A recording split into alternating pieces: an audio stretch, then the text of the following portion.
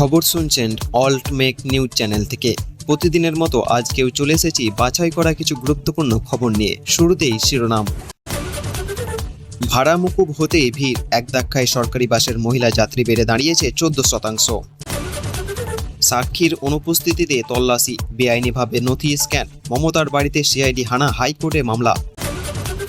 আলিপুর সরকারি অফিসে জাহাঙ্গীরের দপ্তরে আগুন, ভাঙা হচ্ছে কাঁচ, কালো ধোঁয়ায় মরেছে চারপাশ। প্রধানমন্ত্রিত্ব 12 বছর, বুধে এনডিএ মুখ্যমন্ত্রীদের সঙ্গে চা চক্র মোদির, দিল্লিতে যাচ্ছেন শুভেন্দুও। অভিষেকের সঙ্গে বিমানবন্দর কর্তৃপক্ষের সঙ্গে যোগাযোগ সিআইডির, কলকাতা ফিরলে গ্রেপ্তার। অবশেষে বাংলায় ঢুকলো বর্ষা, উত্তরবঙ্গের একাধিক জেলায় ভারী বৃষ্টির সতর্কতা। দক্ষিণে কবে আসবে মৌসুমি, জানুন বিস্তারিত খবরে। কিসের খোঁজে কালীঘাটে তৃণমূল দপ্তরে তল্লাশি সিআইডির, মমতার বাড়িতে ঢুকে নাটক কল্যাণের। কলকাতার বাইরে হাইকোর্টে মামলা করেছি, সিআইডি হাজিরা এড়িয়ে ফের সময় চাইলেন অভিষেক। পুষ্পার হয়ে সওয়ালে নারাজ আইনজীবীরা, 5 দিনে পুলিশ হেফাজতে পাঠালো আদালত। ঘাটাল মাস্টার প্ল্যান নিয়ে প্রতিশ্রুতি চাইল দেব, মুখ্যমন্ত্রী শুভেন্দুর আশ্বাস, আমরা করব। তৃণমূল নেতাকে নতুন দাওয়ায়, পঞ্চায়েতের প্রধানকে কান ধরে উঠব স্থানীয়দের, ভাইরাল ভিডিও। বিহার থেকে এসে মালদাহে তোলাবাজির চেষ্টা, গুলি, 24 ঘন্টার মধ্যে গ্রেপ্তার 2 দুষ্কৃতী। কালীঘাটে প্রশাসনিক বৈঠকে মুখ্যমন্ত্রী শুভেন্দুর, বিদ্রোহী শিবিরে নাম লিখিয়ে হাজির দেবজুন শিবলীরা। ভোট পরবর্তী সন্ত্রাস, প্রাক্তন মন্ত্রী চন্দ্রনাথ সিনহার বিরুদ্ধে অভিযোগ দায়ের বোলপুর থানায়। ইতিহাস মোদির, জওহরলাল নেহরুর রেকর্ড ভেঙে ভারতের সবচেয়ে দীর্ঘমেয়াদী প্রধানমন্ত্রী, প্রশংসায় রাষ্ট্রপ্রধানরা। রাজস্থানে বেআইনি বাজি কারখানায় ভয়াবহ বিস্ফোরণ, ঝলসে মৃত অন্তত 7 জন। এতক্ষণ শুনলেন সংবাদ শিরোনাম, এবার আসছি বিস্তারিত খবরে। যারা এখনো পর্যন্ত ভিডিওটিকে লাইক করেননি তারা লাইক করে চ্যানেলটিকে অবশ্যই সাবস্ক্রাইব করবেন। মুখ্যমন্ত্রী মমতা বন্দ্যোপাধ্যায়ের বাড়ি সংলগ্ন তৃণমূলের কেন্দ্রীয় কার্যালয়ে সিআইডি তল্লাশি ঘিরে এবার সরগরম কলকাতা হাইকোর্ট। সাক্ষীর অনুপস্থিতিতে তল্লাশি চালানো হয়েছে এবং বেআইনিভাবে দলীয় নথি স্ক্যান করে নিয়ে যাওয়া হয়েছে। এই অভিযোগ তুলে আদালতে দ্বারস্থ হয়েছেন আইনজীবী কিশোর দত্ত। ইতিমধ্যে জরুরি ভিত্তিতে শুনানির আবেদন জানানো হয়েছে। ঘটনার সূত্রপাত মঙ্গলবার বিকেলে। সই জালিয়াতি মামলায় তদন্তে কালীঘাটে 30B হরিশ চ্যাটার্জি স্ট্রিটে অবস্থিত তৃণমূলের সেন্ট্রাল পার্টি অফিসে পৌঁছায় সিআইডির একটি দল। সঙ্গে ছিল বিশাল পুলিশ বাহিনী এবং কেন্দ্র বাহিনীর সদস্যরাও। সেই সময় দিল্লিতে ছিলেন মমতা বন্দ্যোপাধ্যায় ও অভিষেক বন্দ্যোপাধ্যায়।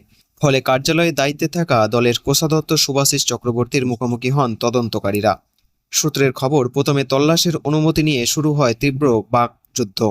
শুভাশিস চক্রবর্তী স্পষ্ট জানিয়ে দেন তিনি অনুমতি দিতে পারবেন না, কিন্তু দীর্ঘ টানাপোড়েনের পর অবশেষে কার্যালয়ে প্রবেশ করেন সিআইডির আধিকারিকরা এবং শুরু হয় তল্লাশি অভিযান।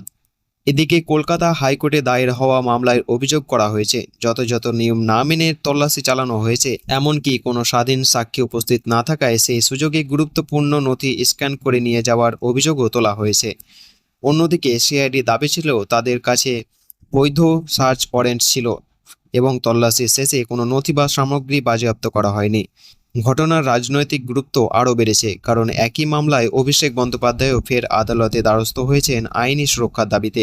সেই মামলার শুনানি হতে পারে আগামীকাল। এখন সকলের নজর কলকাতা হাইকোর্টের দিকে। আদালত এই অভিযোগগুলিকে কতটা গুরুত্ব দেয় এবং পরবর্তী নির্দেশ কী হয় সেটাই দেখার। অভিষেক বন্দ্যোপাধ্যায়কে ঘিরে আরও বড় পদক্ষেপের পথে সিআইডি। বিমানবন্দর কর্তৃপক্ষের সঙ্গে যোগাযোগের খবর সামনে আসতে জোর জল্পনা শুরু হয়েছে রাজনৈতিক মহলে। সই জালিয়াতি মামলায় তৃণমূলের সর্বভারতীয় সাধারণ সম্পাদক অভিষেক বন্দ্যোপাধ্যায়কে জিজ্ঞাসাবাদের জন্য ইতিমধ্যে একাধিকবার নোটিশ পাঠিয়েছে সিআইডি, কিন্তু অভিযোগ 3 বারই হাজিরা এড়িয়ে গেছেন তিনি। প্রথমবার অসুস্থতার কারণ দেখানো হয়, দ্বিতীয়বার ব্যস্ততার কথা জানানো হয়, আর তৃতীয়বার দিল্লিতে থাকার কথা জানিয়ে আরও সময় চেয়েছেন অভিষেক। এর মধ্যে মঙ্গলবার বড়সড় পদক্ষেপ নেয় সিআইডি। সই জালিয়াতি মামলা তদন্তে কালীঘাটে তৃণমূলের কার্যালয়ে পৌঁছে যায় তদন্তকারী দল। দীর্ঘক্ষণ তল্লাশি চালানো হয় সেখানে। সূত্রের দাবি, এরপরে অভিষেক বন্দ্যোপাধ্যায়ের গতিবিধির উপর নজর রাখতে বিমানবন্দর কর্তৃপক্ষের সঙ্গে যোগাযোগ করা হয়েছে। ফলে রাজনৈতিক মহলে জল্পনা আরও তীব্র হয়েছে। তবে অন্যদিকে আইনি সুরক্ষার দাবিতে ইতিমধ্যে কলকাতা হাইকোর্টে দ্বারস্থ হয়েছেন অভিষেক বন্দ্যোপাধ্যায়। আজ সেই মামলার শুনানি হওয়ার সম্ভাবনা রয়েছে। ফলে এখন প্রশ্ন একটাই, হাইকোর্ট কি নির্দেশ দেয়? আদালতের রায়ের পরে কি কলকাতায় ফিরবেন অভিষেক, নাকি তদন্ত আরও নতুন মোড় নেবে?